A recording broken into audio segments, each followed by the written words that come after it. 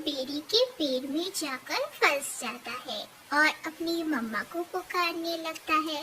पर वह बच्चा डरा हुआ भी न था, क्योंकि उस बच्चे को यह खबर कहाँ थी कि जिस जंगल में वह है वहाँ कितने सारे खतरे हैं। थोड़ी ही दूर एक पीपल के सूखे पेड़ पर बैठी चील की नजर उस बच्चे पर जाती है।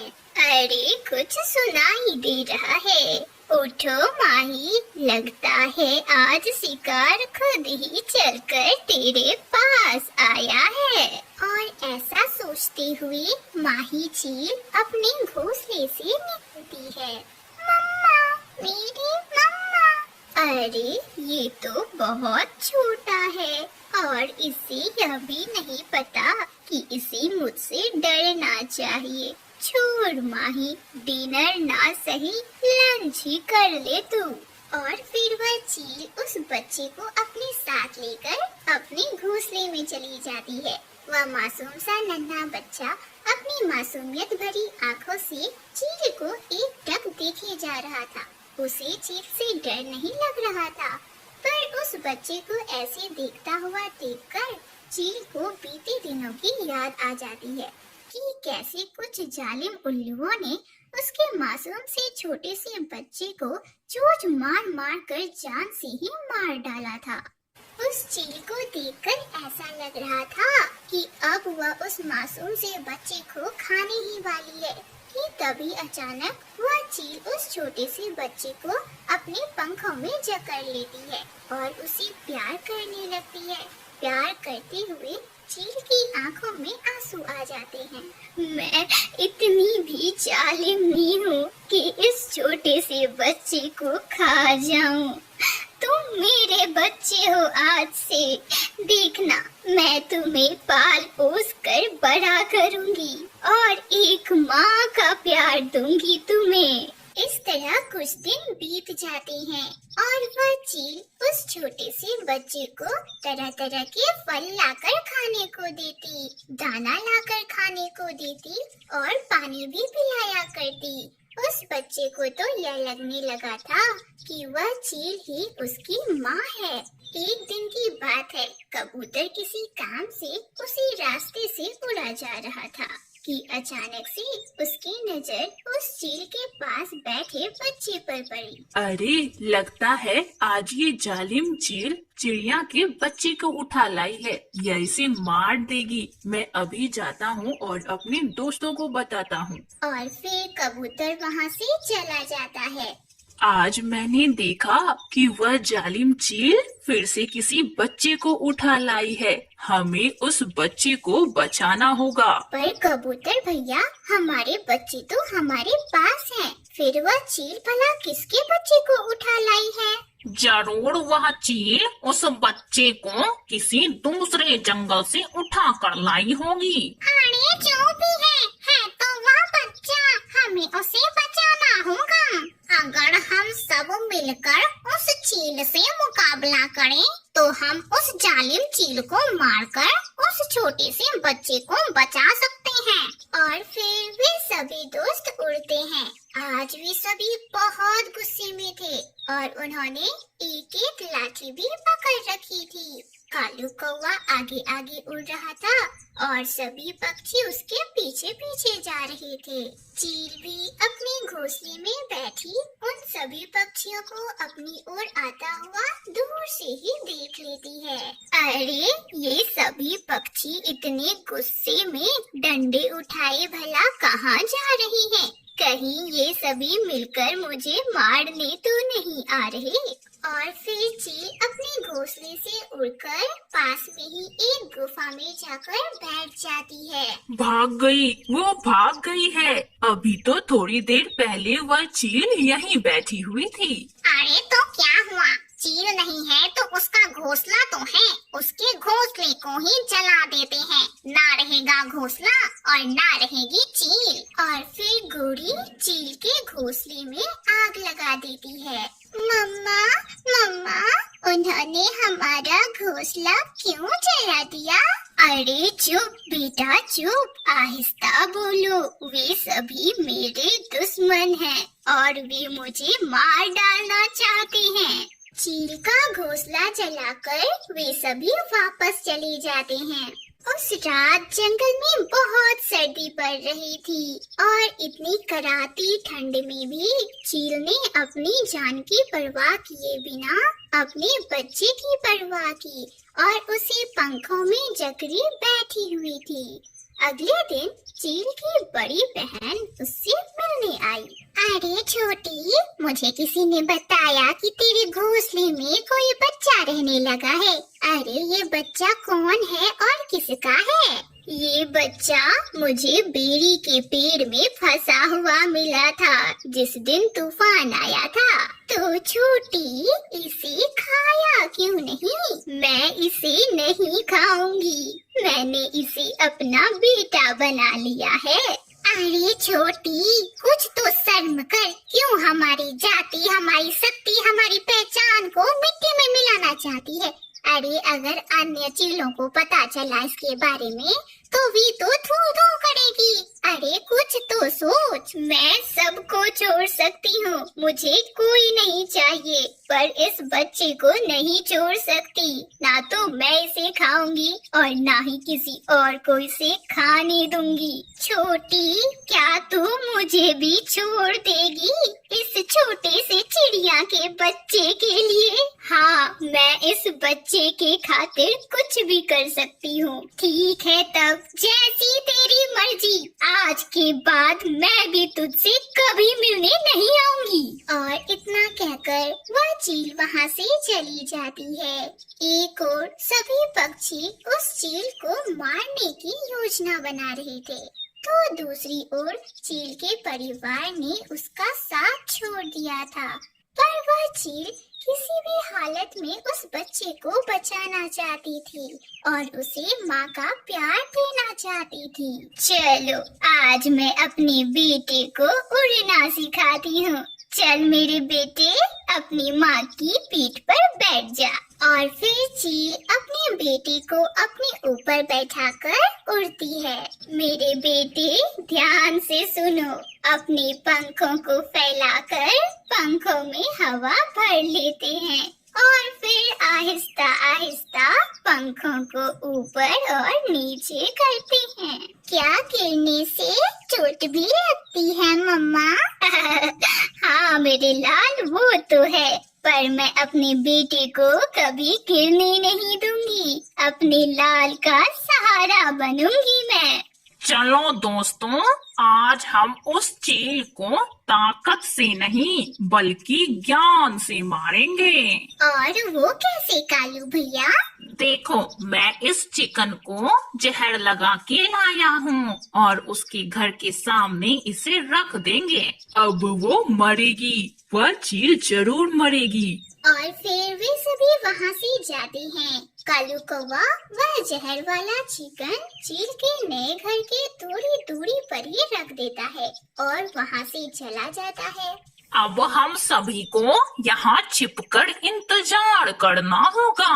वह चील जैसे ही वह जहर वाला चिकन खाएगी, हम उस मासूम से बच्चे को अपने कब्जे में कर लेंगे। वे सभी दोस्त झाड़ियों में छिपे रहते हैं और दूसरी तरफ चील भी अपने बच्चे को उड़ना सिखाकर अपने घोंसले में लौट आती है।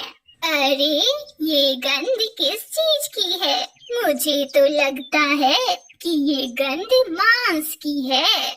मम्मा, मैं थोड़ी देर सो जाऊं? हाँ हाँ, सो जाओ बेटा। और फिर वह छोटा सा बच्चा सो जाता है। अब मैं उस मांस को ढूंढती हूँ। अच्छा ही हुआ कि मेरा बच्चा सो गया। अगर यह मुझे मांस खाता हुआ देख लेता तो डर जाता और सोचने लगता कि मेरी माँ मांस खाती है। चील उड़ती है और गंध की दिशा में जाती है। अरे ये तो किसी मुर्गी का मांस लगता है। लगता है किसी चील की चोंच से गिर गया होगा। और इतना बोलकर चील उस मांस को खाने लगती है और खाते खाते वह दूसरी सांस भी नहीं लेती और उसकी वहीं मौत हो जाती है। अरे भागो भागो, आप सभी जाकर चील को देखो, कहीं वह जिंदा तो नहीं है और मैं बच्चे को लेकर आती हूँ। चिड़िया जल्दी से उस नन्हे से बच्चे को उठाकर ले आती है। आप सभी कौन हो? उस दिन भी मैंने आप सभी को देखा था। आप सभी मेरी मम्मा को मारने आए थे और मेरी मम्मा ने बताया था कि आप सभी मम्मा के दुश्मन हो। क्या? अरे बेटा, आप क्या बातें कर रहे हो? ये जालिम चील आपकी मम्मा नहीं हो सकती। ये चील तो आपको खाना चाहती थी। मम्मा ने मुझे बेरी के पेड़ से बाहर निकालकर मुझे अच्छे से पाल पोस कर बड़ा किया है और मैं अपनी मम्मा से बहुत प्यार करता हूँ। मम्मा, मम्मा आप कुछ बोल क्यों नहीं रही? वह नन्हा सा बच्चा यह नहीं जान रहा था कि उसकी मम्मा मर गई है और अब वह कभी बात नहीं करेगी। हमसे बहुत बड़ी भूल हो गई। हमने समझने में गलती की चिड़िया। हमने एक बेगुनाह की जान ले ली।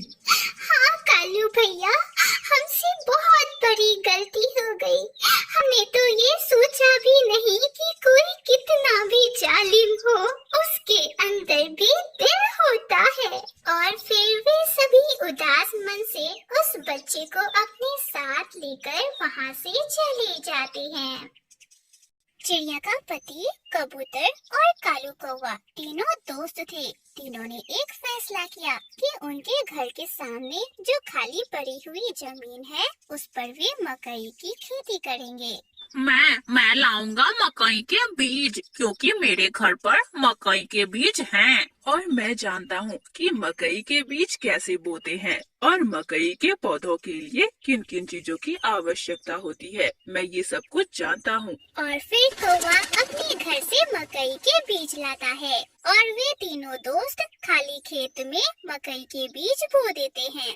गोड़ी, हम तीनों दोस्त ने मकई की फसल उगाई है। अब कुछ ही दिनों में हमें बहुत अच्छा मुनाफा होने वाला है। रानो, मकई की फसल को बेचकर हमें जो मुनाफा होगा उससे हम अपना एक नया घर बनवाएंगे। लूसी, मुझे जो भी मुनाफा होगा मैं सारे पैसे तुम्हें ला कर दूंगा और तुम उन पैसों को संभाल कर रखना। वे सारे पैसे हमारे बच्चों की पढ़ाई में काम आएंगे। और फिर इस तरह दिन गुजरते गए और तीनों दोस्त खेत में अपने अपने कामों में बहुत अच्छी तरह से ध्यान दे रहे थे। और देखते ही देखते आखिरकार उनके खेत में भुट्टे की फसल लहराने लगी, जिन्हें देखकर वे तीनों दोस्त बहुत खुश हुए। और फिर जो भुट्टे पक गए थे उन भुट्टों को तोड़कर वे बाजार की मंडी में ले जाकर बेच देते हैं और जो मुनाफा होता है वे तीनों बराबर बराबर बांट लेते हैं। कौवा अपने हिस्से का मुनाफा अपनी पत्नी को दे देता है। रानो, ये लो हमारे पहले दिन का मुनाफा। इन पैसों को तुम अच्छी तरह से संभाल कर रख लो। ये पैसे हमारे बहुत काम आएंगे। मानव चिड़ी ने इस तरह अपनी पत्नी को अपने पहले दिन की कमाई दे दी और फिर कबूतर ने भी अपनी पत्नी को पैसे संभालने के लिए दे दिया। इस तरह वे सभी पति अपनी अपनी पत्नियों को अपने सारे पैसे दे दिया करते थे जो भी वे कमाया करते थे। दिन गुजरते गए और एक दिन सुंदरी कौवी ने एक बहुत ही सुंदर सा सोने का हार खरीदा और उस हार को पहनकर वह खुशी से चिड़िया और कबूतर की पत्नी के पास गई और उससे बोली, चिड़िया रानी, देखो तो मेरा ये हार कैसा है। ये हार तो सोने का है। ये हार बहुत सुंदर है। तुमने कहाँ से लिया गोरी बहन? मैंने ये हार अपने पति की कमाई से लिया है। मैं भी लूंगी, मैं भी लूंगी। अरे मेरे पति की कमाई भी कम नहीं है, मैं भी सोने का हार लूंगी। लूसी कबूतरी गोरी कौवी के हार को देखकर ऐसे बोलती है। पर तुम दोनों ये याद रखना कि हमारे पति ने हमें पैसे संभाल कर रखने के लिए दिए हैं और उन्हें जब पैसों की जरूरत होगी तो वे हमसे मांगेंगे भी। अरे चिड़िया बहन, जब वो मांगने आएगा तब देखा जाएगा। लूसी कबूतरी भी गोरी कौवी के देखा देखी एक सोने का हार खरीद लेती है। इस तरह कुछ दिन बीत जाते हैं। एक दिन कौवा अपनी पत्नी से कहता है, गोरी, अब हमें चावल की फसल उगाने के लिए कुछ पैसों की जरूरत है। लाओ, मेरी कमाई में से कुछ पैसे मुझे दो। मगर उसकी पत्नी ने तो उन पैसों से सोने का हार खरीद लिया था। मगर पति जी, मेरे पास एक भी पैसे नहीं है। मैंने उन पैसों से अपने लिए एक सोने का हार ले लिया है। क्या तुमने सारे ही पैसे खत्म कर दिए? अरे मैंने उन पैसों को बड़ी मुश्किलों से और मेहनत से कमाए थे। चलो निकलो मेरे घर से। जब तक मेरे पैसे मुझे लौटा नहीं देती तब तक तुम मेरे घर में मत आना। निकलो मेरे घर से। गोरी कौवी रोती हुई घर से बाहर निकल जाती है। इधर कबूतर के घर में भी पैसों को लेकर लड़ाई हो रही थी। दोनों आपस में झगड़ रहे थे। उजाड़ दिए, सब उजाड़ दिए। अरे मैंने वे पैसे संभाल कर रखने के लिए तुम्हें दिए थे। मैंने उन पैसों को भविष्य के लिए बचा कर रखा था और तुमने सब कुछ उजाड़ दिया। जाओ निकलो मेरे घर से। जब तक तुम मुझे उतने ही पैसे कमा कर नहीं दे देती तब तक तुम मेरे घर मत आना। पति जी, मुझसे गलती हो गई। अरे मेहनत करोगी तब तुम्हें एहसास होगा कि मेहनत से कमाई कैसे करते हैं। और लूसी कबूतरी भी घर से निकल जाती है। लूसी कबूतरी और गोरी कौवी दोनों ही चिड़िया के पास जाती है और चिड़िया को सारी बातें बताती है। मेरा पति कहता है कि जब तक मैं कमाई करके उसके पैसे नहीं दे देती तब तक वह मुझे घर में नहीं आने देगा। मेरे पति ने भी ऐसा ही कहा है। तुम दोनों ने अपने अपने पति से बिना पूछे उनके पैसों को खर्च कर दिया है, तो अब तुम दोनों को मेहनत तो करनी ही होगी। तुम दोनों एक काम करो, मकई के खेत के पास ही एक खाली जमीन है, वहाँ पर मूंगफली की खेती करो और उसे बेचकर पैसे कमाओ। ये सुनकर दोनों बहुत खुश हो जाती है और दोनों ऐसा ही करती है। वे दोनों अपने खेत में मूंगफली के बीजों को बो देती है और उनकी बहुत अच्छी तरह से देखरेख करती है।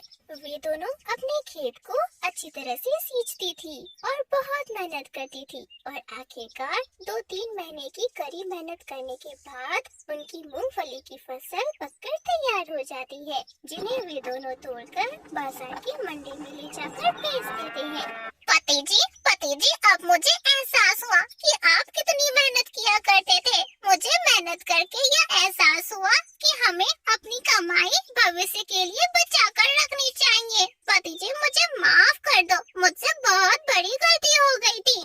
इसलिए मैंने तुम्हें कमाने को कहा था ताकि तुम जान सको कि मेहनत करके कमाना कितना कठिन है।